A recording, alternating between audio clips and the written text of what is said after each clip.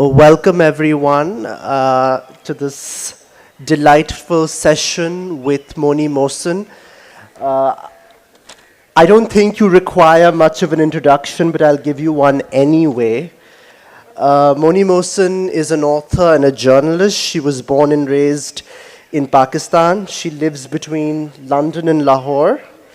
She began her journalistic career at the Friday Times, where she started her long-running satirical column, The Diary of a Social Butterfly, which eventually became a series of terrific books, including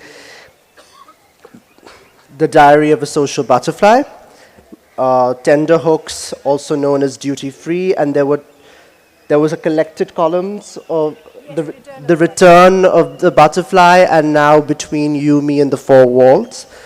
Moni is also the author of The End of Innocence and The Impeccable Integrity of Ruby R. She also hosts a comic podcast called Browned Off with editor and critic Faiza Khan, and it's a pleasure to have you here. Thank you, Taha. Thank you very much. And thank you all for showing up this early on a Saturday morning. I'm hugely, hugely appreciative. Thank you. Noon is apparently early, so In the butterflies world. in the butterflies world indeed. The crack of noon. Okay, so there we have it. Moni Mohsin, in a conversation between you and me and no four walls. So you've been writing these columns for almost 3 decades. That ages me. That shouldn't age you. It's delightful that you've been doing that. So in what ways do you feel Butterfly has evolved? In what ways butterfly Yeah. evolved? You know, maybe I should answer this question slightly differently. In what way have I also evolved while writing That's Butterfly? interesting, yeah. So the butterfly and I have evolved together. When I started writing the column, it was basically about her life with her husband and her child and her in-laws and her friends. And that's what I focused on. Her domestic situation, the social situation, the coffee party set, the GT, the get-togethers, the balls in the winter, the shadi season, etc., etc.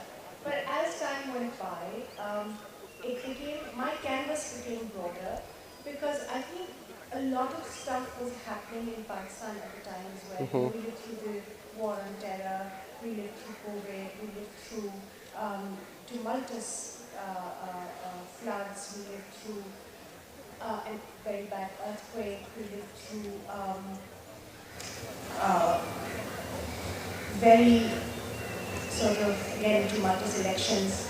And I felt that the whole point of the butterfly's life was that she lived in this kind of bubble, very privileged bubble, and lived a very cloistered life. But I began to think that there are some things which are so big that they would even impact her life.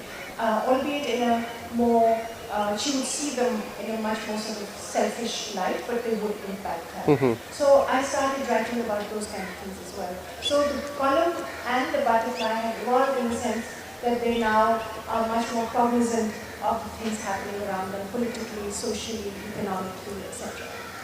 So is there a specific formula you follow when you're writing those columns? Is there a writing ritual? Do you have to sit down and evoke certain voices in your mind? Or is it naturally the voice that you pursue? What is it? So the comic voice is one that comes quite naturally to me. The butterfly, I've been writing for so long now that it's almost like a muscle memory. I can slip into it very easily, and unfortunately, I have become the butterfly in real life as well, and I started saying things like, thanks God. Whereas I never used to say things like that. But so for me, it's quite a smooth sort of thing for me to write in the voice of butterfly. In fact, it's harder to write in other voices, in other forms. I am trying to write a novel at the moment, which is set in diaspora London, diaspora basic community. And I'm struggling to find the right voice because I don't know whether I want it to be first person, whether I want it to be third person, and I know that I'm more comfortable in first person because of butterfly, because I've Exactly. done it for so long. But let's see, let's see. I'd like to sort of step out of my comfort zone and do something So different. do you have these moments when you're just telling the butterfly, "Ke jaan chodo meri," and let me just write in a different voice? Um, I'll make a confession. I am the butterfly, so Jan Choro Meri is very difficult for me It's because just, अगर उसी दिन जान छोड़ेगी जिस दिन मेरा दम टूटेगा. yes, let's not get into that, but the butterfly columns and the butterfly books have enjoyed considerable popularity over the years. And there are multiple reasons for that. It could be the humor, the inventive way in which you use language, the original voice, the fact that you draw into socio-political developments. And I'd like to believe it also sort of reflects the way inequality has weaved itself into Pakistani society. How do you interpret the popularity of your columns and subsequently your books? I think in the beginning it was a novelty. I think that appealed to people because I was writing in a voice which hadn't been heard before, because when people wrote in English in Pakistan, they wrote in formal English. I wanted to write a more nuanced lingo, and the lingo, a more honest lingo, the lingo that we speak, how we speak. I wanted those cadences to come in that column, and I think that was new for Pakistanis. Having said that, I must confess and give credit where it is due. I used to read, I don't know if you guys remember, this is also age me. There used to be a magazine here which used to be smuggled from India called Oh, Stardust. yeah. And in Stardust, Shobha Day had a column. And Shobha Day used to write occasionally that, we had really was a bad conversation. And she used to say things like, Was that Nita's Natters or something no, like no, that? Shobha Day. Acha, Shobha herself, Yeah, all right. yeah. And she was the editor of it. I just took it a step further, and I started writing entirely in that voice. She would occasionally pepper it with, but I started writing entirely in that voice. I think that was the beginning. But I like to think, and I don't want to sound as if I'm flattering myself, but I like to think that the reason for its enduring popularity is the fact that it resonates with people. And it resonates with them because they hear the vein of truth in my columns. They can see the reality I try and be as truthful with myself and with my audience as I can, with my readership as I can. I try and tell them, I depict society as I see it.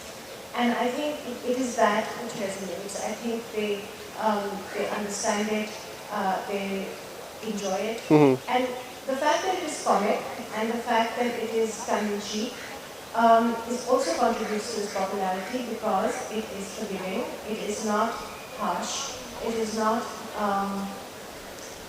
kind of a lecture, and it's not preachy. And the protagonist is one who has flaws. She's a flawed human being. And when you write about flawed human beings with a degree of compassion, the reader can also forgive themselves and look at themselves with compassion. That's delightful. So I Yeah. try to do that, but obviously at its core, um, it is serious social commentary and it is serious social critique. Despite being written in a lighter vein, it does touch upon some very serious issues. So I just wanted to ask, what kind of research goes into it? Do you just sit around like a fly on the wall, observing people? How does it work? Like, So obviously the issues I read up about. uh-huh. So I read a lot of news to see how it is being, what happened and how it is being received. And social media helps a lot in that because the responses are unfiltered on social media. So I do that, but I don't know. Taha, the whole time, I'm on alert, on the alert. I'm constantly looking, watching, seeing, remembering, noting, hearing,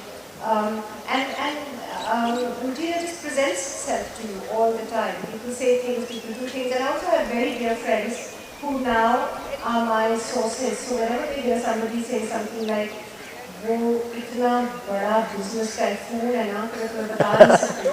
Or somebody will say, "Do I have a little slither of cake? ज़्यादा ना देना, बस little slither." Slither. You know, so and people tell me these things. Somebody sent me a thing from India to say, everybody here talks about this place was wearing deserted looks. You know, they Oh. went there in the morning and the bazaar was wearing deserted looks. It's never that the bazaar was deserted. They'll also say it was wearing deserted. It's the way we speak. So those kind of things people help me with as But well. do you get into trouble for nicking these things off of people? But nobody likes to great service from them. So no, I don't get into trouble that way, no. But let this be a lesson for anyone who thinks that writing in a lighter vein is very easy. It takes a lot of research and a lot of social observation as well. So for many of you who aren't on Instagram or other social media platforms, Moni has gone viral with her videos on Instagram with Social Butterfly. What has been the response to that? Like, how have people reacted? Um, with great love, I'd like to say, and I have to say with great gratitude. And they have listened to me, and they've liked. Like, that's the that's They've the given the thumbs up, and that's a source of great satisfaction to me. And I'm thrilled with it. but has that widened your audience? Have But people hang on. The one thing that they do say to me, however, is why are you copying a young lady? swinery? Sorry? Swinery is Yes, that? Swahili. Why are you copying? They're very Swahili? different. Trust me. And no, it's not that she has a similar voice as well. But I like to tell them that I'm not copying anybody, and I've been doing the butterfly for 30 years, and I'm very, very happy and pleased that there's so much more humor now, and that the field is getting more competitive, and that there is stuff going on. And that's a sign of a living, active society. But it's remarkable because there are many people who haven't read Social Butterfly. Yes. And you get comments like, oh, I love your Instagram, it's amazing, as opposed to like anyone asking you, अच्छा आपकी किताबें हमें बहुत पसंद आई. Do you get these kinds of comments? I find, Taha, unfortunately, that, and I think I'm also a victim of this, that we stopped reading so much. Social media takes up so much of our Exactly. time. And when I look at my thing, which tells me how many hours I spent today on it, I just think, oh God, when did this happen? And people have stopped reading. They've started looking much more at social media. It takes up a lot of your time. It takes up a lot of your mental space. And you think that you are reading news or you are reading books or you're reading, but actually what you're doing is just consuming opinions. Exactly. And takes on this or that or whatever. So yeah, a lot of young people have not read the books. That's And also because newspapers people don't read anymore also. So it started life, as you say, in the Friday Times. Now it is in Dawn. So it comes in Dawn weekend paper once a month. So that's where you can find it. Yeah, that's incredible. Everyone better read it now, especially if you're on Instagram. So you have that book there with you, which is the latest Iteration of the butterfly. of the butterfly. It's called Between You, Me, and the Four Walls. How do you think Butterfly would say it? I can't do the voice. This is just between you, me, and the four walls. Four किसी walls. को ना कहना, हाँ? No, just four walls. So tell us about this book. How did this come about? Why did you want another Butterfly book out? So I was writing a column for Friday Times, and I used to write once every 3 weeks. So after a certain time, I get a collection of them, and then my Indian publisher said, "Did you have any butterfly books left?" And I said, "Do you have any columns left to make into a new book?" And I said, "Yes, I do."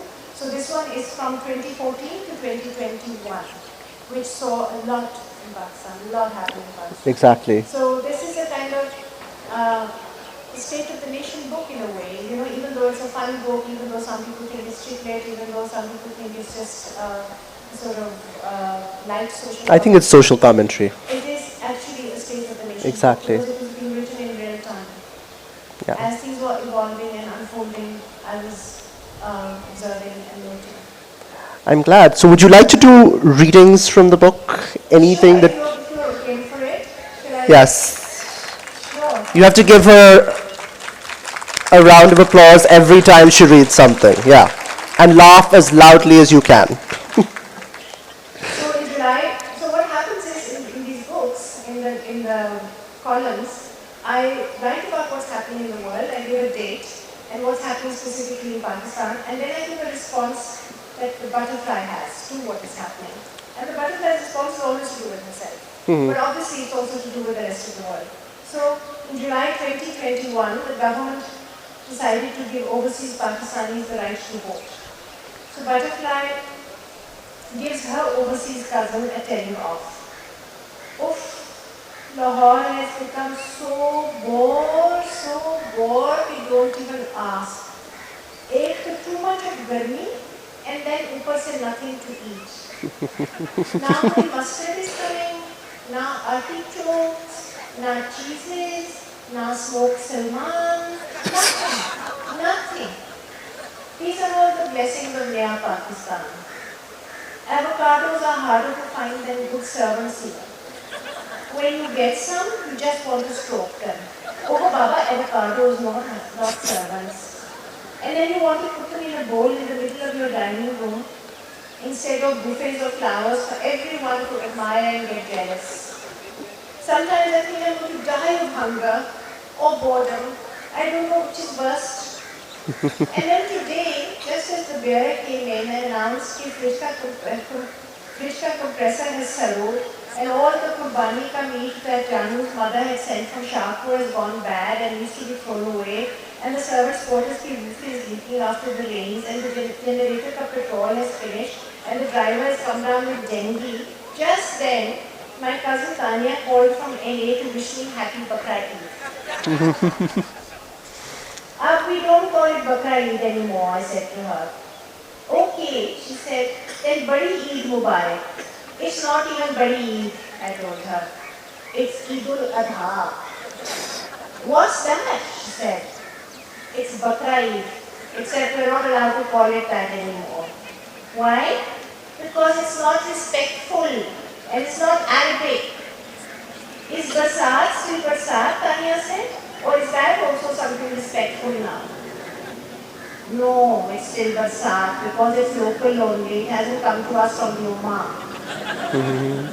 You know, sighed Tanya, I miss Barsat. I haven't been in Lahore in the summers for 20 years now. I miss those black clouds and the fat, warm rain and the birds falling and the fragrance of the earth and the juicy mangoes and melons and the cool breeze and that sudden thunder. There's nothing like that over here. I said.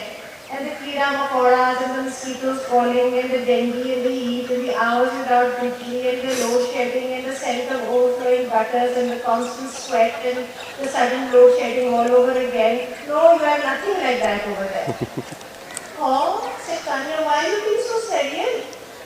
So if you're missing it so much, I said, then why don't you come over here, being all romantic about black clouds and juicy mangoes from your air-conditioned condom, where Bijli never goes. Where Bijli never goes and gutters never flood and everyone lives happily ever after. Come here then. It's not that we don't have our challenges, sniffed Tanya. So go and do hello, hi to your challenges and leave us to our halats. Okay then, she said, be like that. Fine. And she slammed the phone. Good radiance, वैसे. बड़ी आई cool breezes वाली hypocrite जैसी.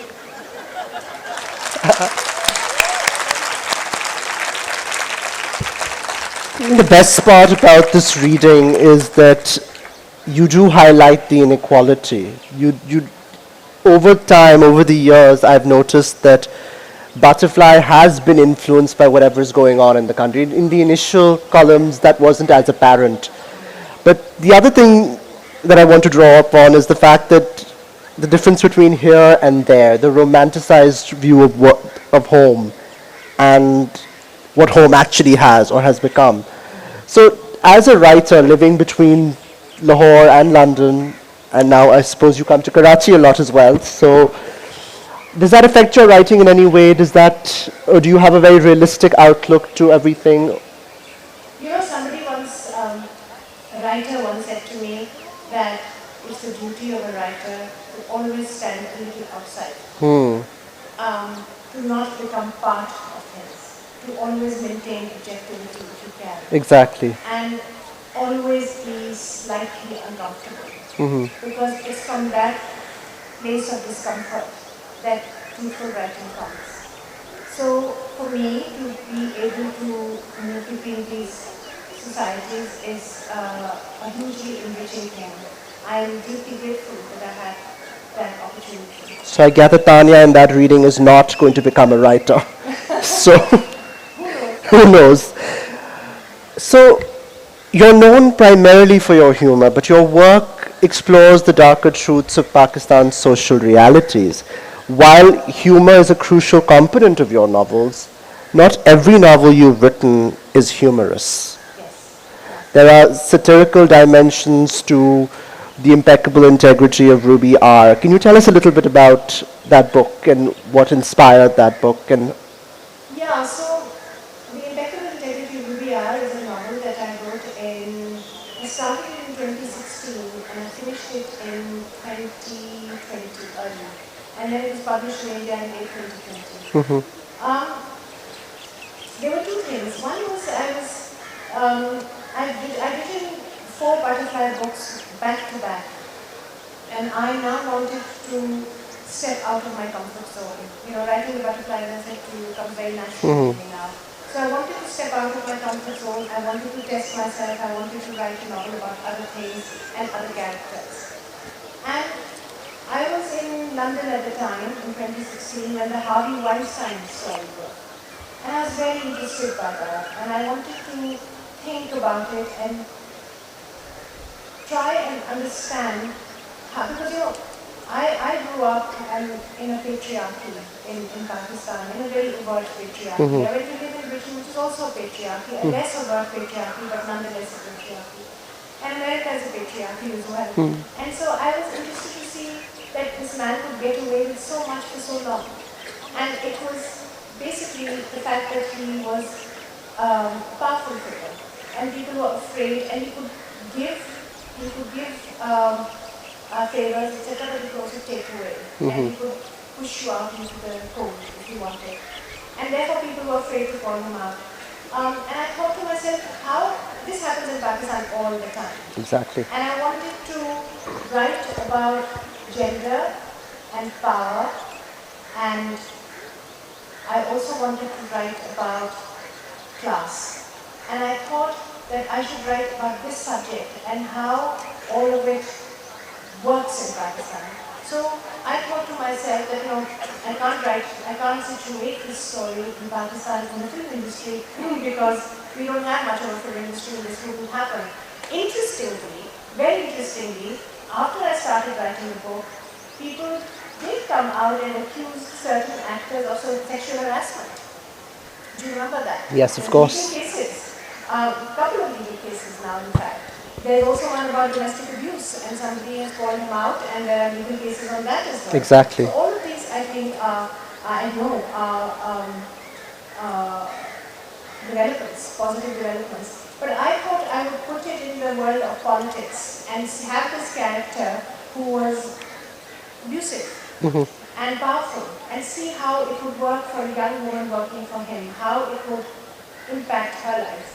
And that is what I did. And also, I wanted to write about class in Pakistan and how class works in this way. I was at a talk recently in London. Kamala Shamsi's book, very good novel, Best of Friends, had come out, and there was a talk between Kamala and another critic called Nasreen Malik.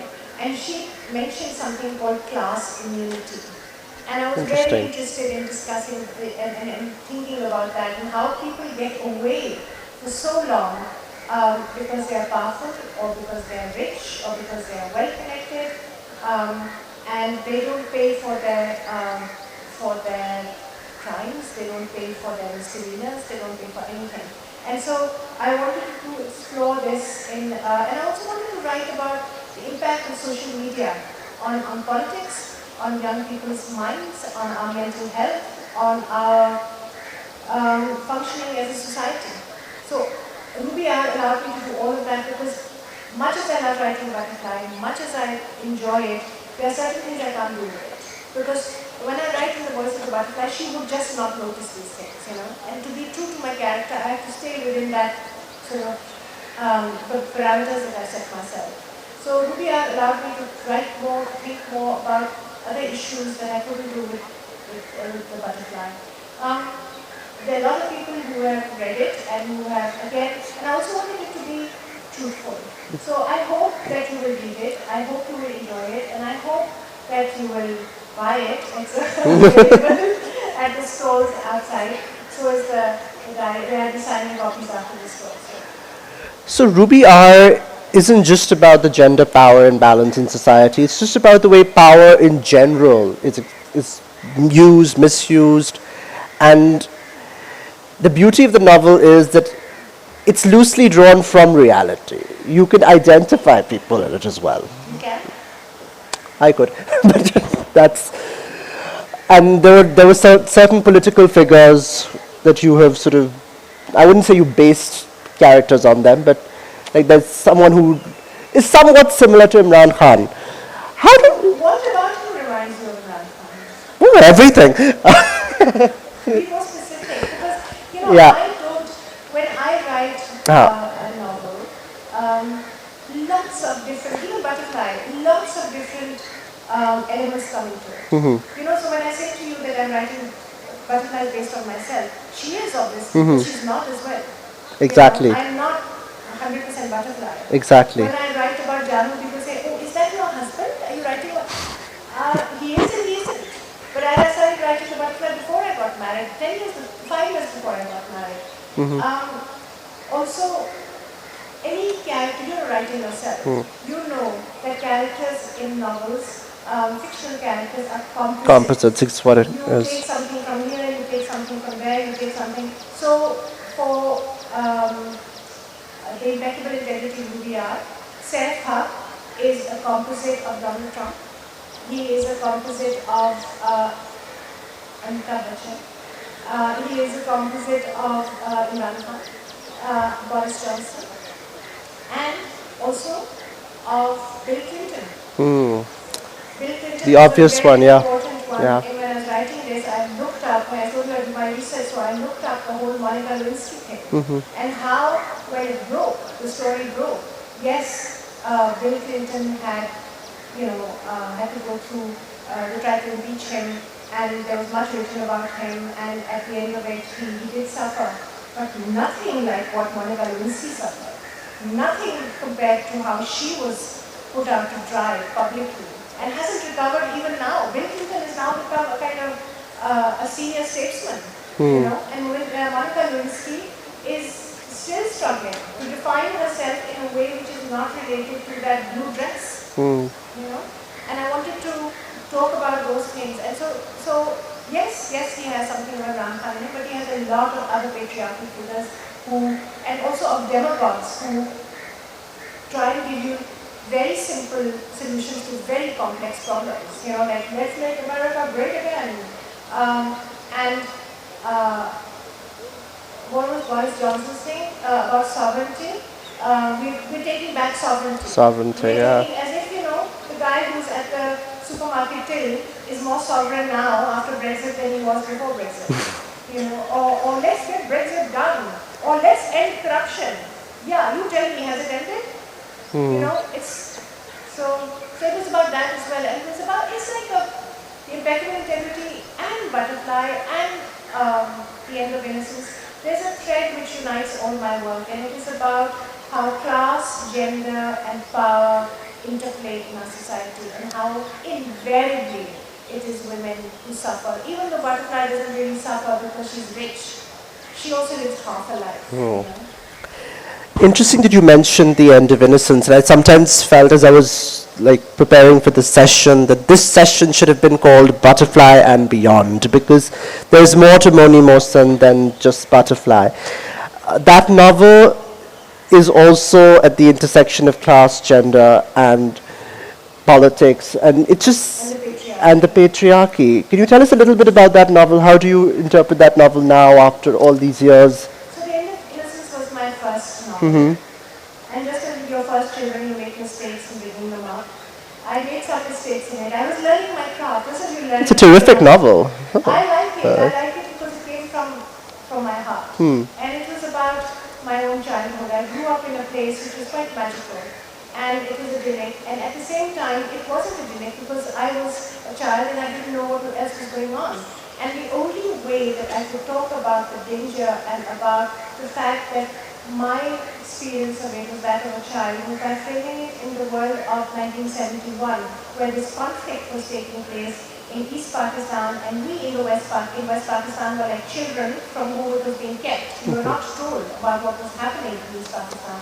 We were not told about the fact that we were losing, or the fact that there was ethnic cleansing going on, or the fact that there was, you know, much that we wouldn't want to know. And so I took that as a bigger metaphor for what was happening to the little girls in the book. And the not knowing, the innocence, called the end of innocence, because, you know, you learn, you grow, but also you lose. The best thing about your work is just the way women feature so prominently in it. If you were to compare all the women that you've written about, whether it's Ruby R, Leila, Rani, The the butterfly. butterfly, like where, how do you see them in this world? Would they ever be friends, these women, if they were put in a room? They come from different places, Huh. but I think Ruby would understand Leila, the protagonist of The End of Innocence. She would understand Leila. The grown-up Leila certainly. The child Leila as well. She would understand her pain. The butterfly, because she's so self-referential, but occasionally even the butterfly understands. And in fact, to be quite honest, Taha, those are my most difficult. That's my biggest issue with writing the butterfly, because when I want to write about terrible things that happen here, I have to be very careful because I have to stay in the butterfly's voice. I have to stay within her consciousness. And critics in India have called me out for that. They say you break that when you're talking about, for example, in this book, I write about a Christian couple who were were beaten first and then thrown into a brick kiln I remember and that burnt in case, yeah. front of their children. And I write about that here, but it's not the kind of thing that butterfly would notice, or occasionally she might, and she'd say, oh gosh, it's terrible, terrible, terrible. She'll tell me who else is invited to this party. Whereas, you try to reflect constantly, you just try not to look. But she does look, and that's the difficulty for me, to stay in that thing and to write about these things. So before we dive into another reading, because I feel like the conversation got very dark, but you mentioned also that you're working on another novel. Yes. Can you tell us a little bit about that? Because I read about it as well.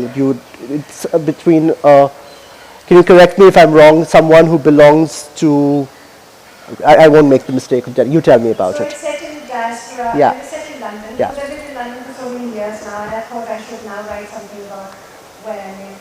So the book is set in London, and it's with the Pakistani diaspora community, and it's about I do myself in here about our preoccupations and how we interact with our host community. I noticed, I remember, again, this was a butterfly moment. I was talking about a friend of ours, my very dear and close friend Maria is here, and we have a common friend who suddenly lost a lot of weight because she wanted to. And she became very slim suddenly. And I'd gone to Oxford, and I was invited to a lunch there, and I met another Indian lady there whose husband works in the university. And she was sitting next to me, and she said, well, tell me about so-and-so. So I said, haven't you seen her? She's lost so much weight. So she said, yes, I've heard, she's lost a ton of weight. And I said, and this friend of ours is very picky.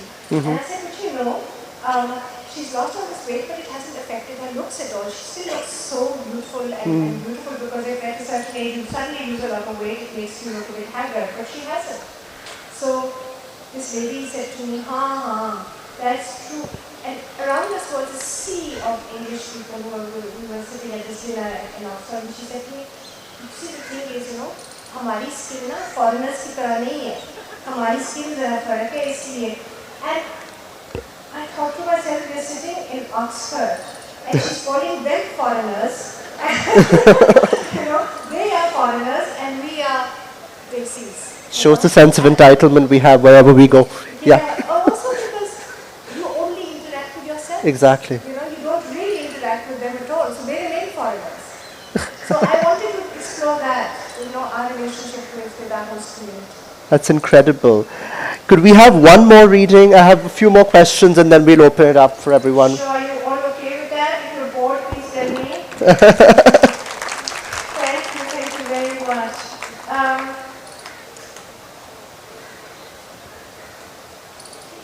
So this is the very first entry, January 2014. 2 police officers killed in Karachi terror attack. It could be yesterday actually. Butterfly holidays in Dubai. Dubai is, after London, Dubai is her favorite place in the world. Oh, such fun I'm having in Dubai. I'm staying in this fab hotel on Jumeirah Beach. I think so it must be having about 1,000 rooms spread out all over the grounds like a super posh mohalla. For the decoration, they've done full copy of Venice, but with a nice Arabian touch. It has gondolas and canals, but all nice and clean and blue and lined with turquoise cement. Not brown and smelly like the ones in Venice. And also, or rather, Venice. And also statues of golden camels and men going about dressed like extras in Lawrence of Arabia. But thanks God, bathed in cologne instead of sweat. I think so it must be the only Desis staying here. Baki sab they are Goras. All day they lie flat on their backs in their swimsuits by the pool, gleaming with oils as if they are waiting to be put on the barbecue. You know me, I could never make personal comments, but some of the men, particularly the thin bald ones in their tiny cheddis, are as wrinkly as dried up old dates, and some of them are the color of carrot halwa. Nothing personal, I say, I never make personal comments. But life here now, I can't tell you, it's just goodbye. Na koi dust, na koi purrs, na koi smells, na koi flies, na koi in-laws, na koi dakus, na koi bombs, na koi gutters, and na koi potholes, and na koi beggars and fakirs tapping on your car door. Everything is soft, sutra, and so peaceful, and there are no trees, so there are no leaves to sweep, and no birds to sit on them and do potty on your car. There are no parks, but Baba, who need parks when you have nice gated compounds? The servants, they are all smiling and polite and grateful. All of them are English speaking, and best of all, they have no families. And therefore no cheer about job for my brother and Jaheez for my sister and college for my son. All my friends live in big houses with Filipinas and swimming pools and 24-hour bijli. Oh, wow. And they have no armed guards and no razor wires and no high walls even. And the malls and the restaurants and the clubs. Oh, I'm telling you, it's Jannat. It's Jannah, as I should say actually. It's Jannah. Janu says the people of Dubai have no freedom and that I should try doing a protest Julus here and see what happens to me. And I said, Bhai, what is there to protest about, huh? Am I cracked that I want to do a Julus in Jannah? And then he said, you know, don't you, that they don't have any elections also. And I said, तो हमको कितनी election करने के क्या मिल गया है? Still, every election we have army wins, and still every day the fundos are killing us while our elected government is trying to do make up with them. Honestly, sometimes I think so. Janu's education, his Oxford education, is totally wasted on him. I think so. I should have gone to Brazen Nose College. Terrific. Quick question, do you read the column before submitting it? Do you read it out loud?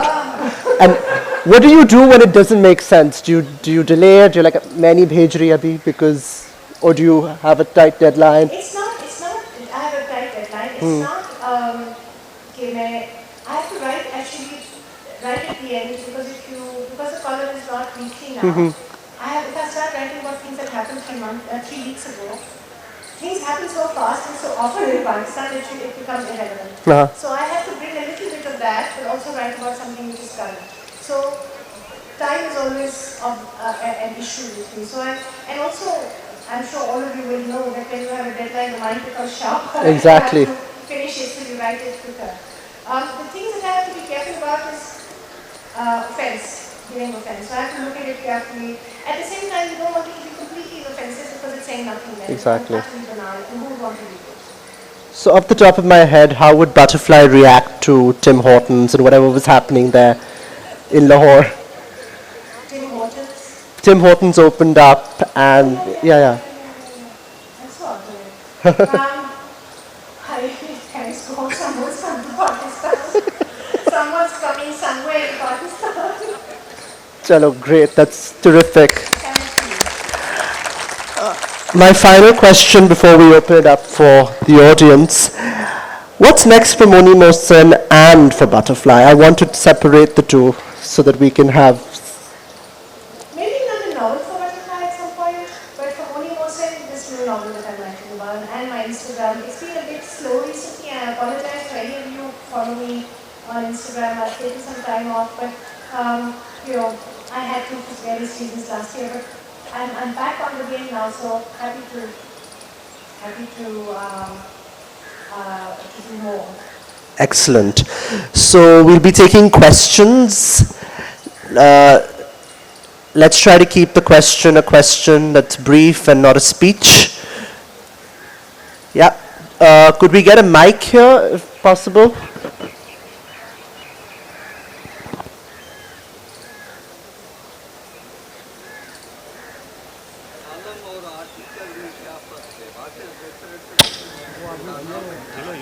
So the question is, what is the difference between a column and an article? I write articles as well. I'm a journalist. Article is from the is a story that you're trying to write without any voice of your own, without opinion. Article is straightforward, sometimes reporting of what has happened, taking this person's view, taking that person's view, and reporting it as it is on the ground. Opinion is something that you think should be done or you think has affected what you are writing about. Yeah. Anyone else? Right there. Or just wait for the mic, I suppose. That'll be easier.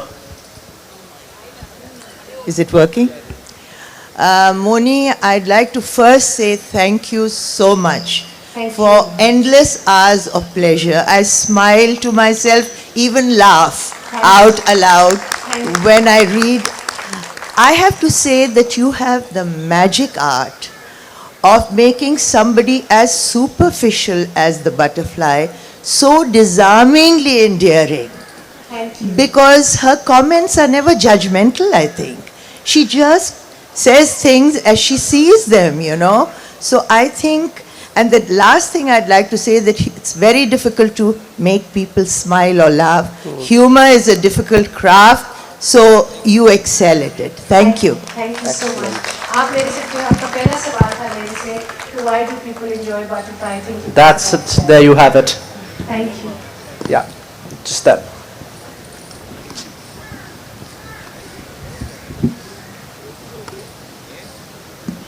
I'm sorry, Taha, it's not a question, just an observation. Am I allowed? You're allowed, definitely. We were talking about the evolution of the butterfly. I think it wasn't just the evolution of the butterfly or Moni. I think as far as we are concerned, the readers who've been following Moni all this time, Interesting. I think we evolved. Initially, we took the butterfly tongue-in-cheek and we laughed and we sort of didn't think too much about it. But by the end of her journey, by the time I read The Impeccable Integrity of Ruby R., it was something that really made me think and introspect. And it was happening all along. I don't want to sound so frivolous that it happened so much later.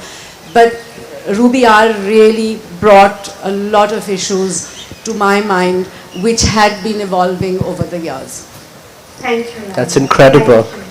So, even Yeah. with Butterfly, with Ruby R, with Tender Hooks, my aim is to give you pause. Just to give you pause, just to think about it. You can think about it any way you like. Obviously, that's your prerogative and our privilege as a leader. But to give you pause. Yeah.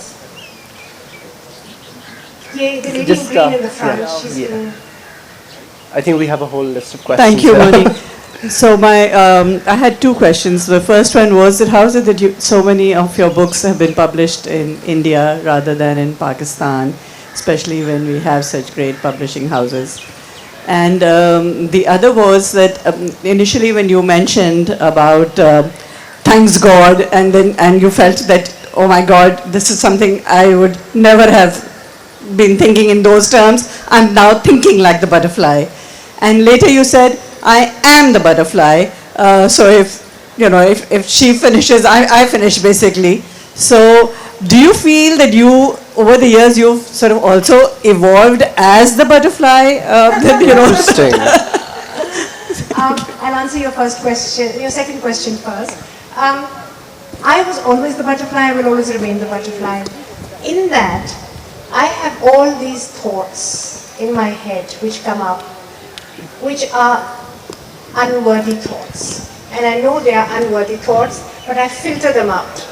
When like somebody says to you, okay, I have now joined PTI because I'm anti-corruption. And you want to say, and I want to do my best for my country and I want to serve. And I feel like, and this person used to be in PPP before, then became part of PMLN before, then became part of PMQ, and now they're talking to you about this. And you just want to say to yourself, and I do think that immediately, but wish you well, and I hope that you will be able to succeed in what you're trying to do. Or that somebody comes to you and says, okay, you say, how are you? And they say, my son just got into Columbia. And I want to say, how are you? Or, we just bought this big OT and, whatever. And in a way, they're answering my question. They are telling me that this is what matters and this is how they are. But, I hold back. Yeah. First of all, First question, I published The End of Innocence in 2006. There were very few publishing houses here. There were printers, but there's a difference between a printer and a publisher. A publisher will edit your book. A publisher will work with you, will make suggestions, will tell you this is strong in the book, this is not working, the ending is weak, make the ending, change the ending, this character is superfluous, or whatever, So you work much closely with a publisher. They will also design your book cover, they will give you the blurb at the back, they will market your book, they will design your book, they will send it out into the world, they will decide who your readership is. So for example, when my novel, the first Butterfly column came out, the second one actually, Tender Hooks, my Indian publisher gave it a kind of, the character looked like a doll on the cover, and I said, why are you doing this? I want it to be more serious. And she said, because we've done research and we found that your readership is from age 17 to 70. And therefore, I wanted now to appeal to the younger reader. So I have to push it out. Your older readers already know who you are because they read the newspaper, but the younger readers don't, so I have to attract them. So those are the kind of decisions that a publisher makes. So, but now I'm very happy to say, this book and Ruby R have both been published in Pakistan. They were edited in India, etc. But one silver lining to the difficulty of relations with India and the cessation of trade and the trade of books across the border, the movement of books across the border, is that we've had to step in. And so Liberty Books published this, and my editor, Safina, who set up another publishing house called Reverie, and she published The Impeccable Integrity of Ruby R. So as they say, in difficult situations, people come up with solutions. And this is what has happened, and I'm thrilled about it. Terrific. Okay. I've been raising my hand for very long. Okay. With your permission, please. Yeah. Sorry? With your permission. Yes, yeah. of course. First of all, Moni, Thanks a lot for a delightful session. Thank you. I have thoroughly enjoyed your columns and your writings. I'm an old admirer of you. But, I'm a bit confused. From what I have gathered from your writings, from your columns, is that you do a political and social critique, which is also very politically correct, right? In a very subtle way. I mean, it comes out. And in your presentation and talk right now, you have insisted. I don't, by the way, see anything of the butterfly, the social butterfly in you. That's how. Except like when you say that you also talk, is also about class and is also about many other things. Yes, if you include that class particularly, I can understand. But it's not just, it's a composite of so many factors. Enlightened thought, critical thought. I don't see any of that. So in what sense, when you say that I am still a butterfly, but I have a what is the butterfly part in you, other than class and other than privileges? You answered the question. When you have class and privilege, you see the world in a way that somebody who doesn't have it doesn't see it.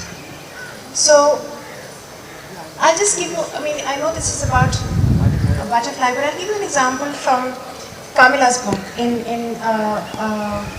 The Best of Friends. This is what she means by class immunity. There are two girls who are abducted and taken away in a car. One of them is wealthy and very well connected and has a lot of privilege. The other one also has some privilege but not as much.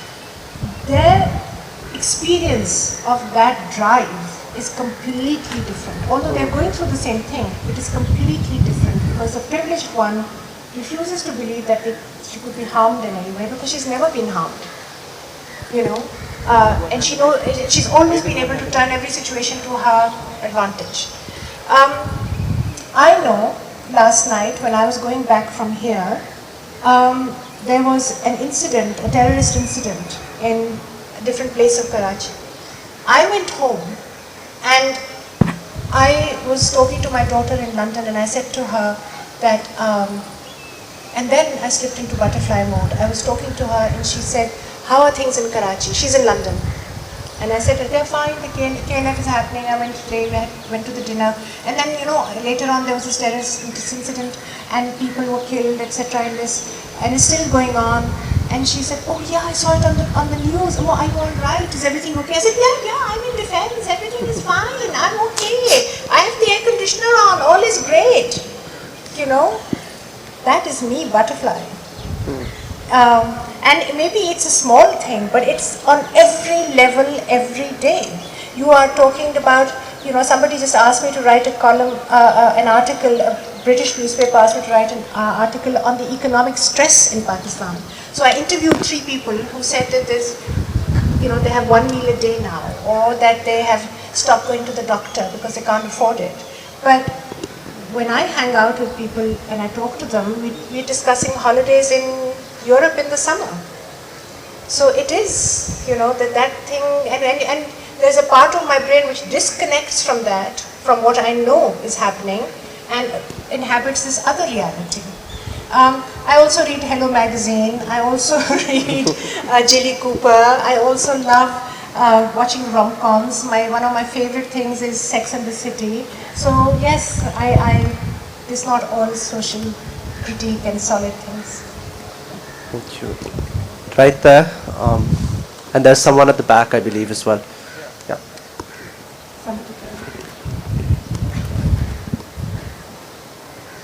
Hi. Again, like everyone, I just want to say I love your columns. And I just wanted to ask that you said you would be writing just once a month. So I saw your article in Dawn and I was thrilled. And then I'm sad because you just said it's once a month. So what's the reason? Is Dawn not giving you the space, or have you decided that you can? अच्छा उनसे पूछिए please.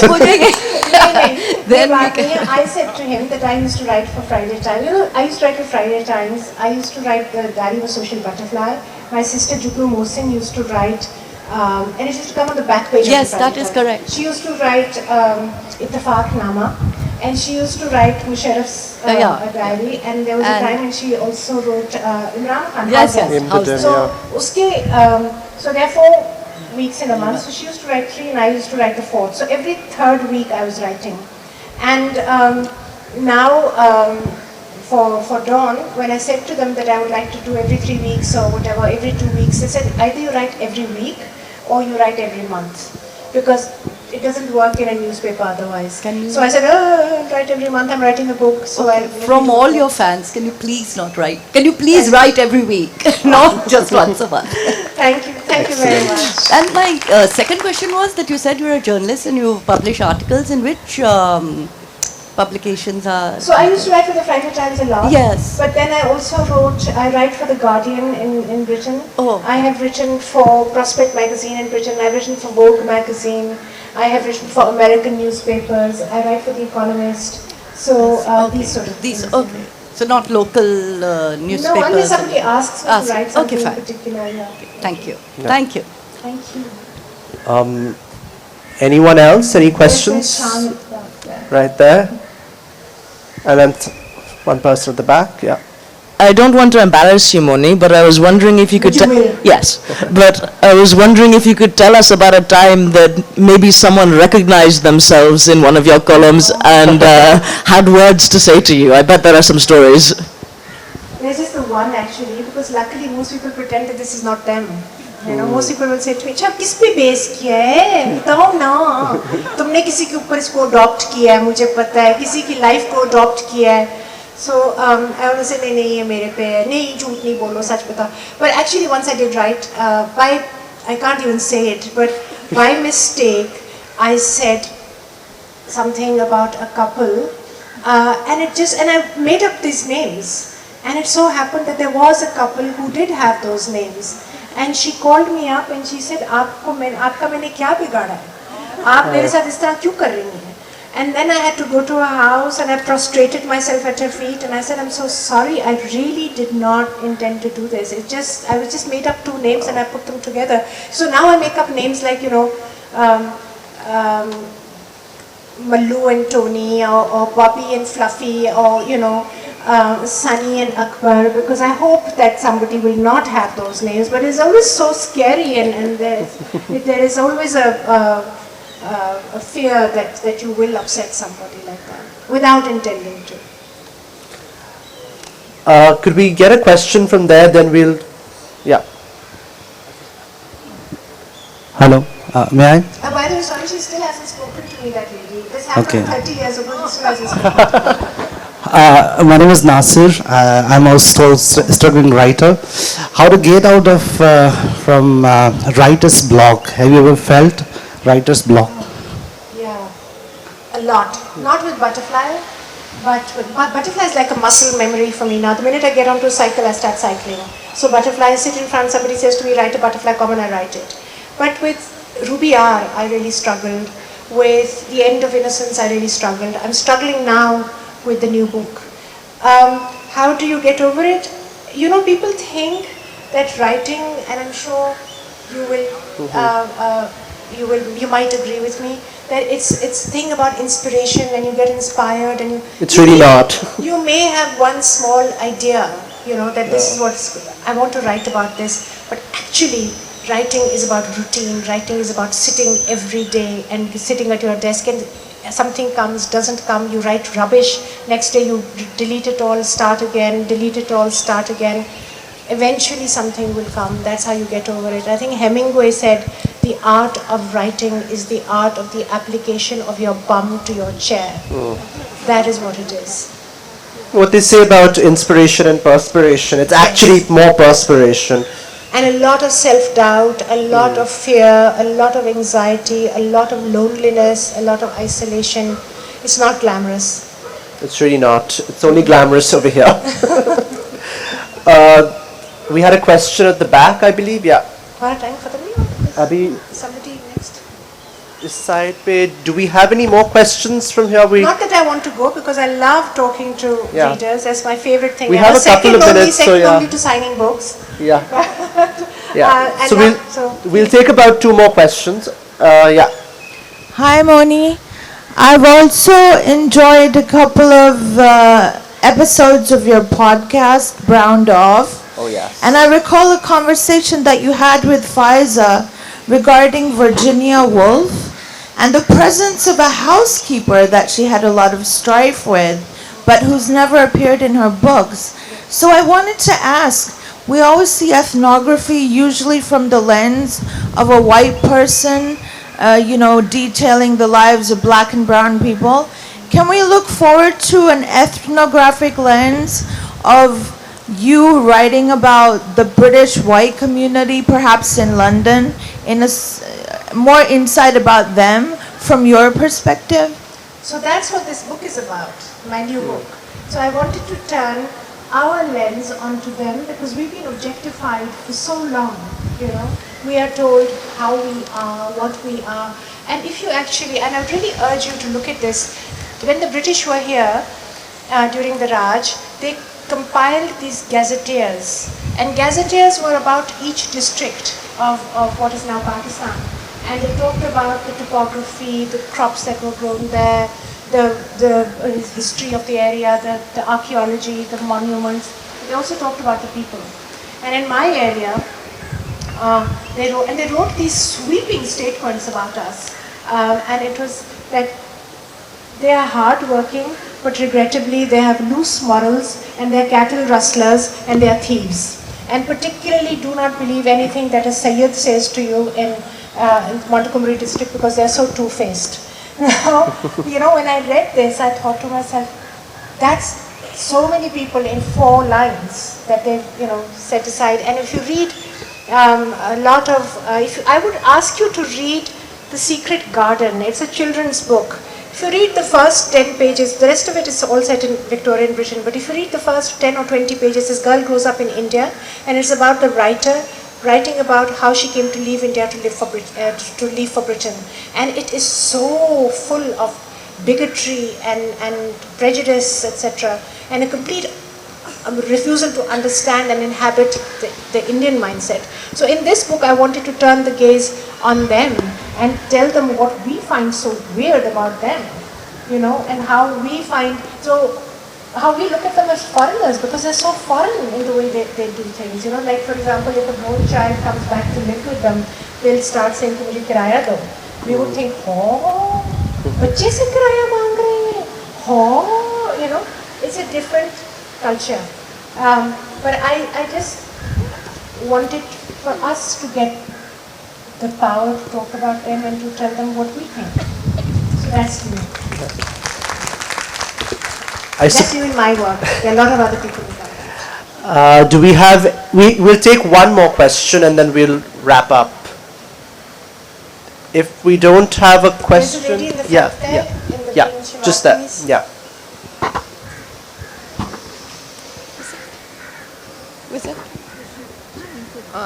Thank you. Thank you very much. It was a very interesting and impressive quote that you used in your 2 chapters. What I wanted to know was, the dialogue that you've described, is it your language or is it within inverted commas?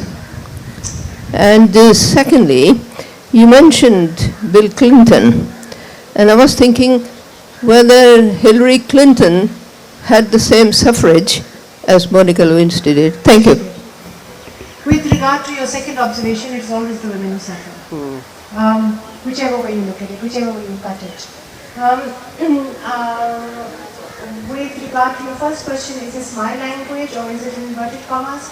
When I write articles, or I'm writing in the third person, then I don't write in this language. Then I keep it out of my